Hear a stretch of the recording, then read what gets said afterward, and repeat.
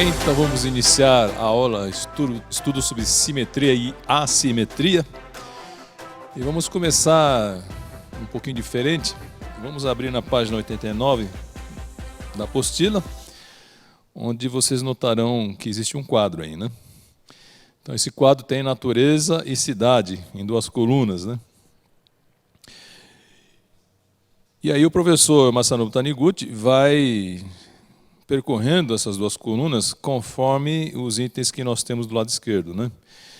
Então, por exemplo, a função do cérebro, quando nós focamos a natureza, nós estamos associando à natureza um neurônio espelho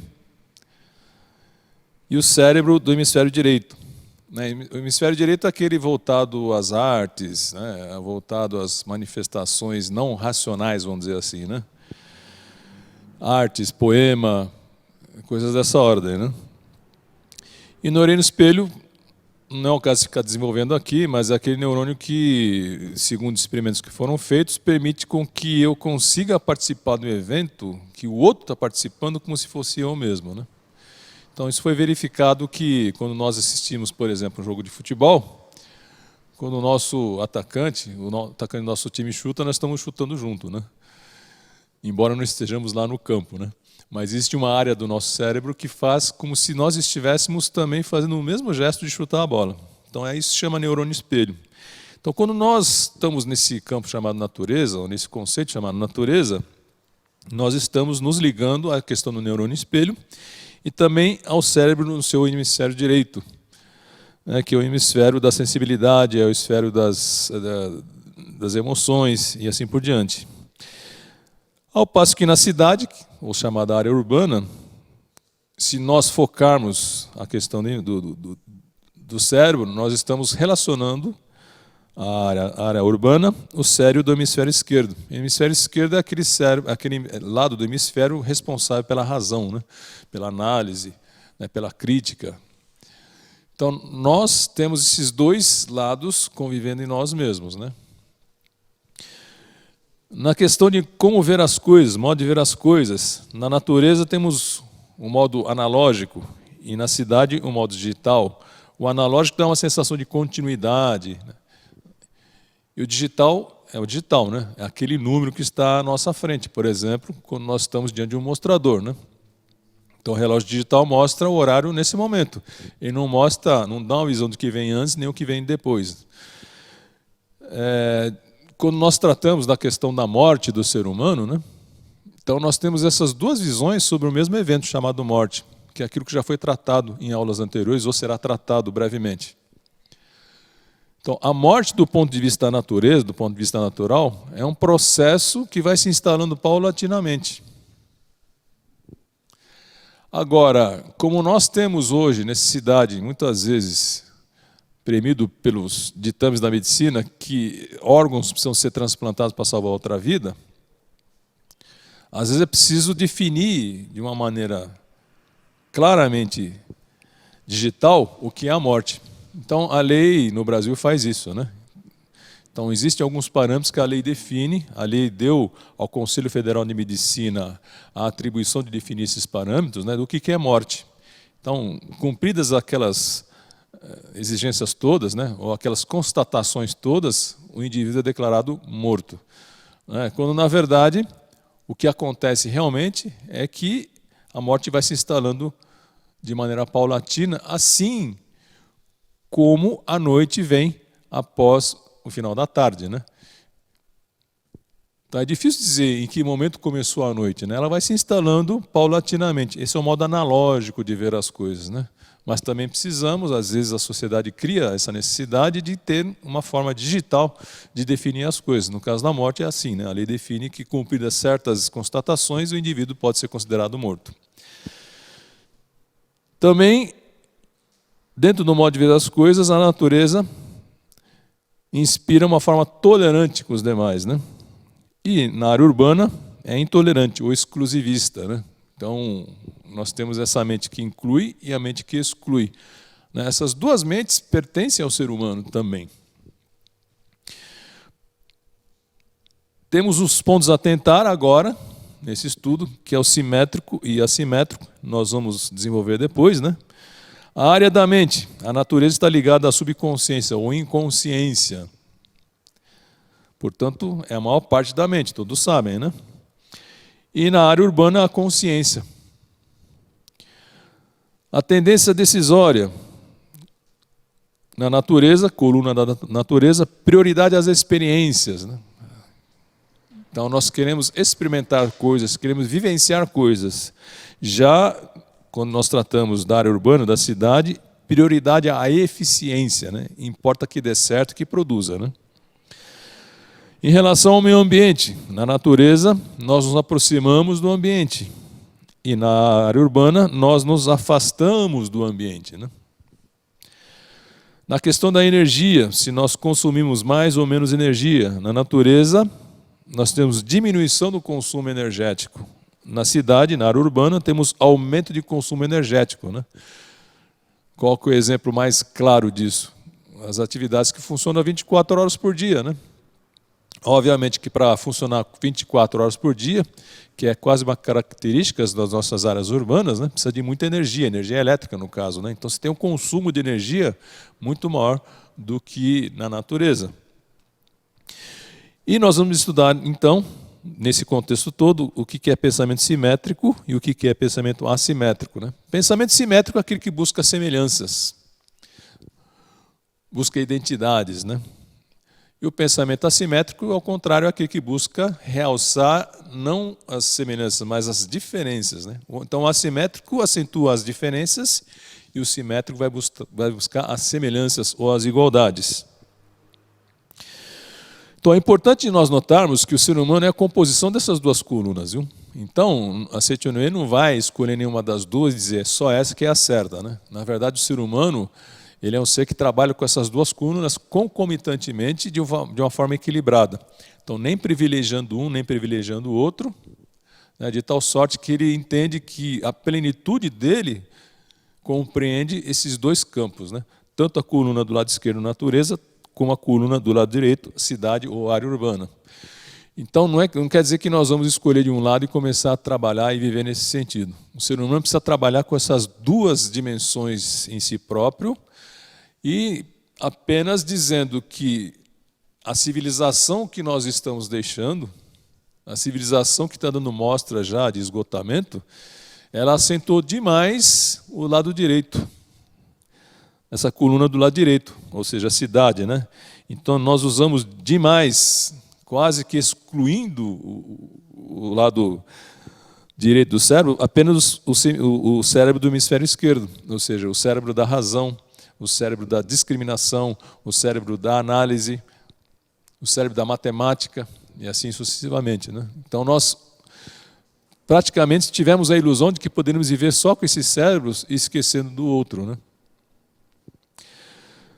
Nós entramos numa forma digital, nós somos muitas vezes mais pela intolerância do que pela exclusão do que pela inclusão, e assim sucessivamente, né? Então a civilização que ora está indo embora é aquela que quis viver somente com o lado direito, essa coluna do lado direito. E se esqueceu que o ser humano, na realidade, é a composição dos dois polos, vamos dizer assim, né? Então é impossível a gente viver sem a composição dos dois polos e precisam ser vividos de uma forma equilibrada. Ora um, outro, ora um, ora outro, conforme a situação se apresenta, né? Isso que é o ser humano, é o chamado de ser humano. Então, o pensamento simétrico e assimétrico, volto a repetir, o primeiro deles, que é o simétrico, busca as semelhanças e o assimétrico vai buscar as diferenças. E o professor Masaru Taniguchi vai explicando, dentro de um evento normal na nossa vida, que é o encontro com alguém que você não conhece, por exemplo, né? Nesse momento que você está se encontrando com alguém com quem você não conhece, as duas formas de ver estão operando concomitantemente no ser humano. Você tem a simetria operando dentro de você, buscando as semelhanças com aquela pessoa, né? Mas também tem a assimetria que vai buscar as diferenças com aquela pessoa. Então as duas lógicas estão funcionando, né? Isso quem descobriu foi um psicólogo chamado Mate Blanco, né? Então ele disse que quando nós conhecemos essa pessoa, funcionam tanto a lógica simétrica como também a lógica assimétrica. Um busca os pontos convergentes, a simetria. O outro busca os pontos divergentes, a assimetria. Então, essas duas formas, essas duas lógicas estão funcionando em nós, o que ele chamou de bilógico, né? A forma bilógica. Como diz aqui, né? Essas duas formas de ver, que à primeira vista parecem ser contraditórias, são encarregadas dentro da mente humana de forma consciente e inconsciente. Em outras palavras, ele, Blanco, entendeu que estão ocorrendo duas lógicas contraditórias simultaneamente. Ele denominou isso como sendo bilógico. Tá, então, nós assistimos estamos já acostumados com essa linguagem, né? Que a mente está dividida na mente consciente e na mente inconsciente. As duas estão trabalhando, né? Então a ilusão é achar que somente a mente consciente, ou seja, a mente que faz a assimetria, esteja funcionando. A mente que é inconsciente também, ela funciona concomitante à mente consciente e está lá buscando suas semelhanças também, né? Então, por exemplo, se nós, digamos que eu tomo como exemplo eu, né? Então, eu sou eu estou aqui, né? Existe o não eu, né? Então a gente podia dividir o mundo assim, eu e não eu, né? Então, dentro desse raciocínio que faz essa discriminação, eu estou aqui e tudo que não está em mim é o não eu, vamos usar então essa diferença em relação, por exemplo, a uma vaca, né? Ou algum outro animal. Então, a mente assimétrica, ela vai dizer assim, eu e a vaca somos diferentes, porque a vaca é o não eu, né? Essa é a mente assimétrica. Mas, no entanto, concomitante a isso, existe uma mente que está dizendo, vamos procurar as semelhanças com a vaca, né? Sair um pouco dessa lógica eu, de um lado, e o não eu, do outro lado, né? Então, quais são as semelhanças que a gente tem? Existe alguma semelhança que coloque a vaca e o ser humano no mesmo grupo? Sim, né? Tanto o ser humano quanto a vaca são mamíferos, né? Então, são daquela qualidade de seres vivos em que o ser, quando acaba de nascer, necessita de cuidados da mãe, né? E vai mamar, né? Então, tanto nós quanto a vaca somos mamíferos, estamos nesse mesmo grupo. E até, desse ponto de vista, ocorrem semelhanças na biologia da vaca e na biologia do ser humano. Se nós formos ver a biologia de um e de outro, existem semelhanças também, né? Então, a forma de ver assimétrica distingue claramente eu sou uma coisa e a vaca é outra. Mas a forma de ver simétrica vai procurando essas semelhanças, essas convergências, vamos dizer assim, né? Quando nós fomos crianças, e vocês que também têm filhos pequenos, sabem o fascínio que os desenhos animados exercem sobre as crianças, né? Porque no caso das crianças, o consciente, que naquela coluna que nós vimos lá, está do lado direito, associado à cidade, né? O consciente ainda não se desenvolveu tão fortemente quanto o adulto. Então o consciente é aquele que faz discriminações mesmo, né? Eu sou eu e a vaca é a vaca. Mas a criança ainda está muito ligada à vida inconsciente, né? Ou seja, aquela vida que vai buscar semelhanças, né? Por isso que desenhos animados que contêm lá personagens de animais, né, exerce fascínio sobre a criança, porque ela está vendo dentro daquele animal algo que está dentro dela. É muito comum essa identificação, né? Por isso que a galinha pintadinha e outros animais que estão aí nos desenhos animados têm tamanha popularidade, tamanho impacto junto às crianças, porque elas ainda estão vivendo muito do inconsciente e conseguem identificar naqueles personagens algo de si próprios. Tá, então, isso para mostrar que, na verdade, o ser humano realmente possui essas duas formas de ver, né? E em determinada fase da nossa vida, nós tivemos muito essa identificação com os outros seres da natureza, né? Então, tem época do desenvolvimento das crianças que elas se fascinam, por exemplo, com objetos que se movem, que têm vida própria, né? Então, cadeiras que andam sozinho, relógios que começam a dialogar, né? Isso é comum, né? Porque ela ainda não tem essa mente desenvolvida, a mente consciente tão desenvolvida a ponto de dizer, né, eu sou vida, aquilo lá é matéria, né? Eu sou o ser humano que move-se, né, e a cadeira é um ser inanimado, né? Ela não tem essa diferenciação ainda, né? Então, isso tudo a gente vai levantando para mostrar que na nossa Constituição nós temos as duas coisas assim, né? Apenas uma delas, que foi o inconsciente, foi saindo da nossa vida e nós deixamos de viver por conta das várias obrigações que a gente vai tendo na vida adulta, né? E que praticamente nos forçam a ter uma visão mais assimétrica da vida. Porém, a Setionê está alertando que quando existe a exacerbação, o exagero dessa forma de viver, nós teremos muitos problemas, né? Então, quando nós privilegiamos somente a razão, né, somente a mente consciente, nós temos problemas de coabitação com o nosso meio ambiente, né?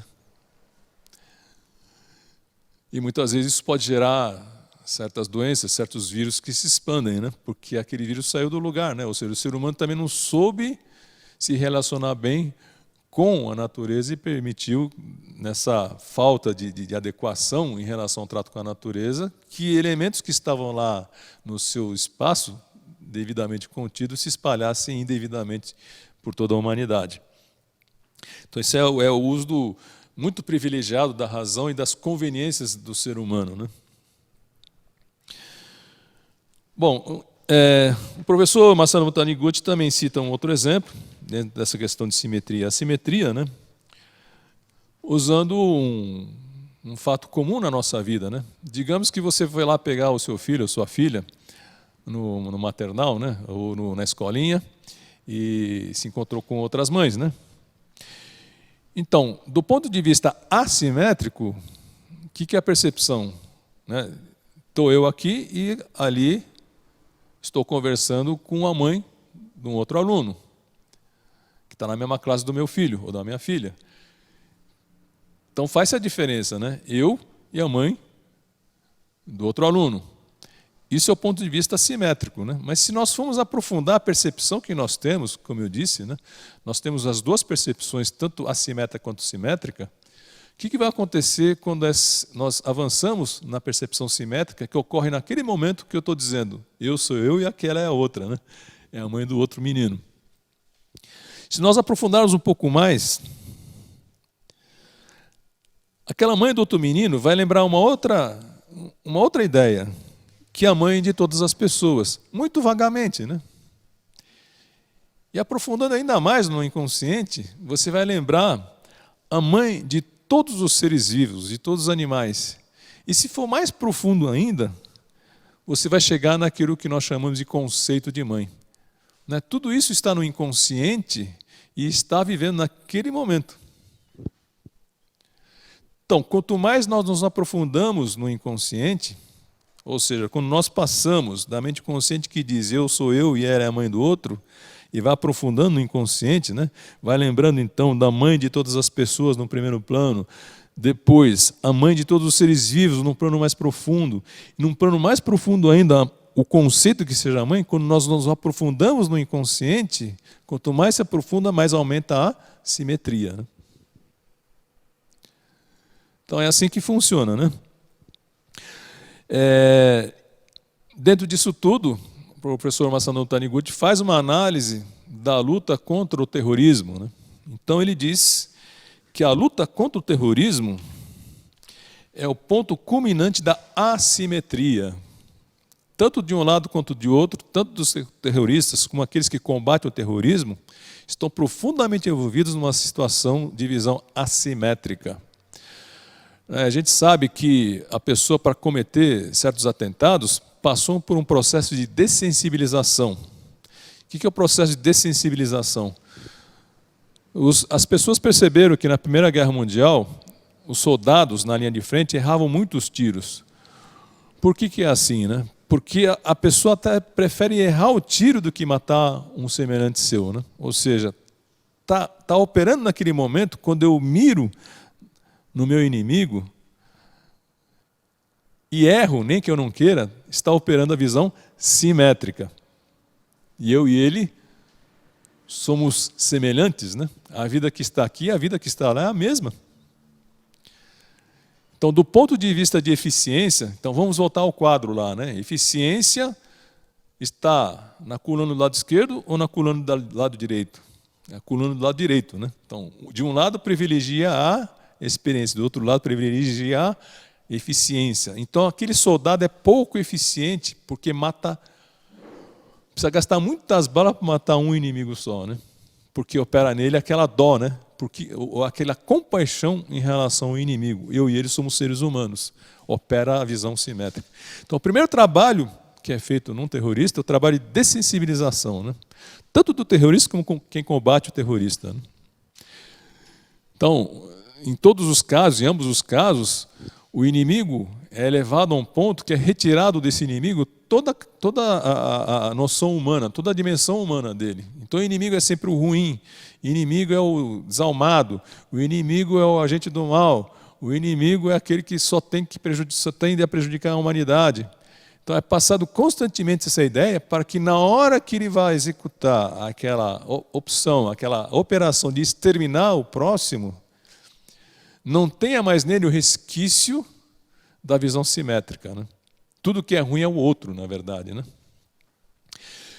Então, nesse caso, quando existe o combate, a partir da Primeira Guerra, né, as pessoas já entenderam que para você ter eficiência no combate é preciso retirar do outro, do inimigo, toda a condição humana.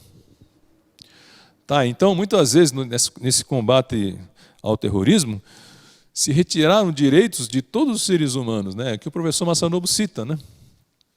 Então, no caso ele vai falar aqui do extermínio, quando as forças americanas acabaram eliminando Osama Bin Laden, né? Então, aquilo foi uma operação na qual soldados americanos invadiram um território de um país chamado Paquistão, ou seja, avançaram sobre aquele espaço que é soberano, né? Para chegar àquele ponto onde estava escondida aquela pessoa procurada incessantemente e que representava naquela época o ícone máximo do que é o terrorismo, né? Então, para atingir esse fim, não se buscou preservar os direitos de toda a humanidade, né? Entre eles o direito da soberania, né? Ninguém pode, por exemplo, voar ao espaço aéreo do Brasil ou penetrar no espaço brasileiro, território brasileiro, sem a devida anuência, sem a devida autorização. Mas, diante daquele objetivo que eles tinham, a eficiência para atingir aquele objetivo precisava que aquela operação fosse feita em segredo, né?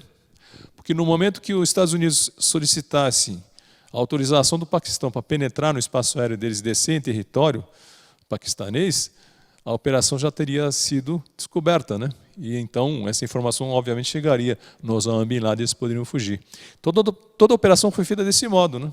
Invadindo o espaço aéreo, apesar de Paquistão ser um país amigo dos Estados Unidos, né? Mas nessa operação, o professor Masanobu Taniguchi salienta, não foram observadas as leis do direito internacional, né? Por quê? Porque precisava privilegiar a eficiência. Novamente nós estamos olhando aqui na coluna do lado direito, né? Cidade, né? Razão apenas, né? Então, naquele momento, não houve a condução daquele terrorista que realmente fez atos reprováveis, né?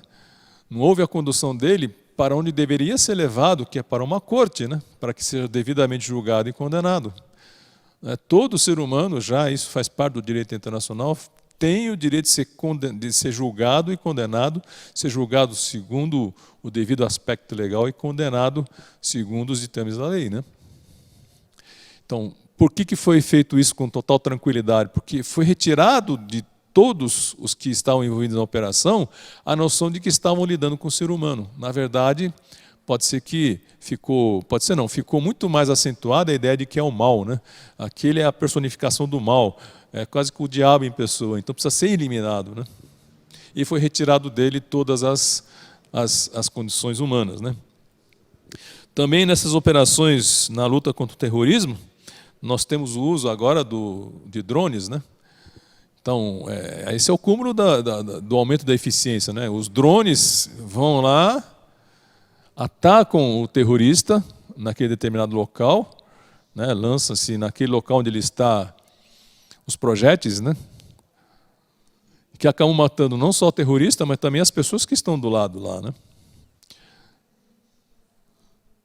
E novamente, né? Muitas vezes esses drones caminham ou voam por espaços que muitas vezes não estão autorizados, são espaços de outros países, né? E quando eles lançam os explosivos para matar o terrorista que está no alvo, vai matar também as pessoas que estão em volta lá, né? São pessoas que não têm, muitas vezes, relação direta com o terrorismo, com os atos que aqueles terroristas estão praticando. Então, tudo isso em nome da eficiência, né?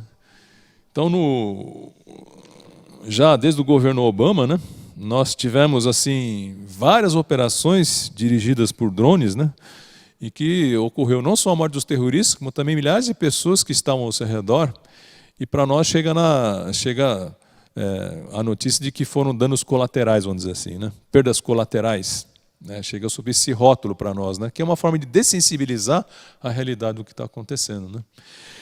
Então, o professor Masayoshi Taniguchi, ele vai citando esse caso da luta contra o terrorismo, né, como um exemplo da utilização máxima da eficiência contra a vida. Né. Não estamos dizendo aqui que eles não deviam ser julgados e condenados, né, mas existe um meio pelo qual isso acontece, né, isso, meios legais do direito internacional não foram usados. Né. Então, assim que ele vai colocando até onde chega a atitude do ser humano quando privilegia demais uma dessas duas colunas que nós nos referimos logo no início dos trabalhos. Né? Então, houve uma exacerbação, um uso exagerado da coluna do lado direito. Então, porque digamos, se aqueles que estão combatendo o terrorismo representam tanto o bem, seria o caso, então, que esse bem que eles representam, que é tão forte, transformasse o outro, né? E não o matasse. Então, precisa saber realmente as causas do surgimento do terrorismo. Né? E aqueles países que se dizem que estão do chamado lado do bem, né, deveriam ter políticas internacionais que, eventualmente, impedissem que aquelas organizações se manifestassem, né, e crescessem e vicejassem. Né? Então, esse tipo de ação que os Estados Unidos fazem na luta contra o terrorismo, ao contrário de aumentar a simpatia por aquele país, aumentam as dissidências contra o país que está efetuando as ações antiterroristas. Né? E aí a escalada vai simplesmente subindo. Né? Então, quanto mais repressão, mais ódio surge do outro lado, e assim sucessivamente. Ou seja, nós estamos operando tanto de um lado quanto de outro, só do lado direito dessa coluna que nós nos referimos lá no início. Né? Bom, e finalmente, o professor Masayoshi Taniguchi vai fazer referência também ao canto em louvor à natureza, em que ele diz o seguinte, que o anjo ele tem aí uma representação, né? Ele está atuando como o pensamento simétrico, o anjo, e o querubim é o pensamento assimétrico. Então os dois, tanto o anjo quanto o querubim, convivem e até dialogam. Né? Então diz lá,